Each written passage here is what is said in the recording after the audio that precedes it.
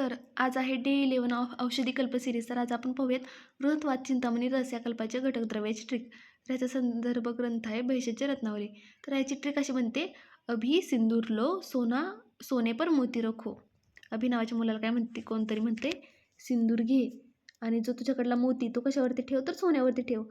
पासून काय येणार, तर अभ्रक भस्म. सिंदूरला येणार रस सिंदूर. लो म्हणजे काय, तर लोह भस्म. सोने पर म्हणजे काय, तर स्वर्ण भस्म. प मध्ये येणार प्रवाळ भस्म. मुक्तामध्ये येणार तर मुक्ता भस्म येणार म पासून. आणि रखोमध्ये रजत भस्म येणार. आणि भावना द्रव्य काय आहे, तर कुमारी स्वरसाची भावना आहे ती.